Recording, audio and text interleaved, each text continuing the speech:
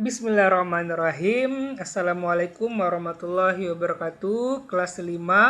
Alhamdulillah bisa kita lanjutkan pembelajaran kita tematik tema 7. Peristiwa dalam kehidupan. Kali ini kita sudah masuk pada subtema yang kedua, peristiwa kebangsaan seputar proklamasi. Pembelajaran pertama, yaitu muatan IPS, peristiwa-peristiwa penting seputar proklamasi kemerdekaan. Yang pertama, pembentukan BPUPKI.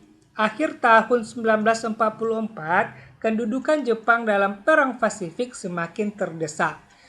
Jepang menegaskan kembali janjinya untuk memberikan kemerdekaan kepada bangsa Indonesia.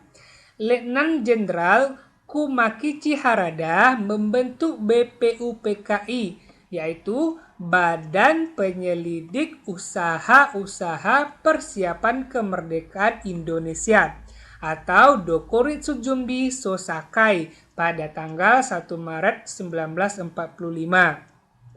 BPUPKI diketuai oleh Rajiman Widyo-Diningrat dan bertugas menyelidiki berbagai kebutuhan untuk membentuk sebuah negara yang merdeka.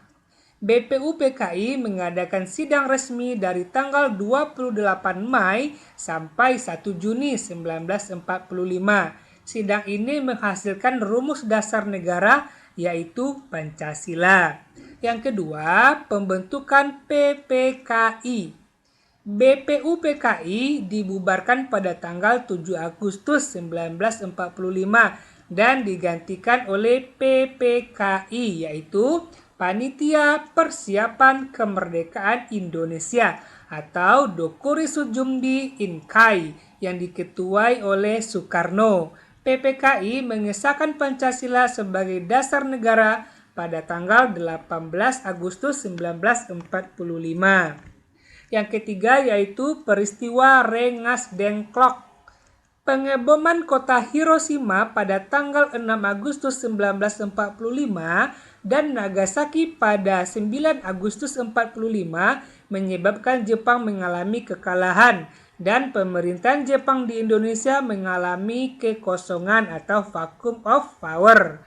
Golongan muda mendesak untuk segera melaksanakan proklamasi kemerdekaan Indonesia.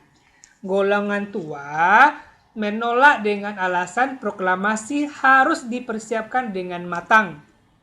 Golongan muda yang tidak setuju dengan golongan tua kemudian menculik Soekarno dan Hatta ke Rengas Dengklok. Hal tersebut bertujuan agar Soekarno dan Hatta fokus dan tidak terpengaruh pemikiran lain untuk mempersiapkan kemerdekaan Republik Indonesia. Jadi, Rengas Dengklok itu adalah nama tempat. Kita lanjut ke muatan bahasa Indonesia, yaitu mengelompokkan informasi teks narasi sejarah menggunakan peta pikiran. Sebelum membuat peta pikiran, kamu perlu memahami terlebih dahulu isi teks narasi sejarah secara keseluruhan. Catatlah informasi penting dari teks tersebut dan kelompokkan berdasarkan kata tanya apa, di mana, kenapa, siapa, mengapa, dan bagaimana.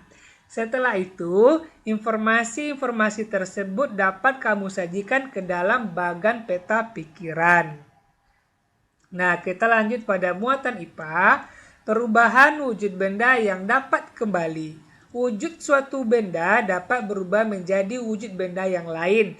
Misalnya, air dari wujud cair yang dibekukan menjadi es batu atau es yang bentuknya berubah jadi padat atau es krim yang bentuknya padat kemudian dia mencair saat didiamkan di ruang terbuka maka dia berubah menjadi cair. Namun benda yang telah berubah wujud tersebut dapat kembali ke wujud asalnya dengan beberapa perlakuan.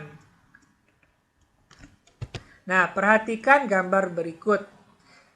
Air yang dimasukkan ke dalam freezer menjadi es atau membeku. Es yang didiamkan di ruang terbuka kembali menjadi air atau mencair. Nah, seperti ini adalah air.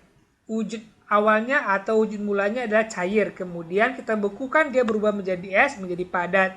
Kita diamkan lagi di ruang terbuka, maka dia akan berubah lagi atau mencair menjadi wujud semula, yaitu wujud air. Nah, itulah pembelajaran kita pada pembelajaran pertama ini.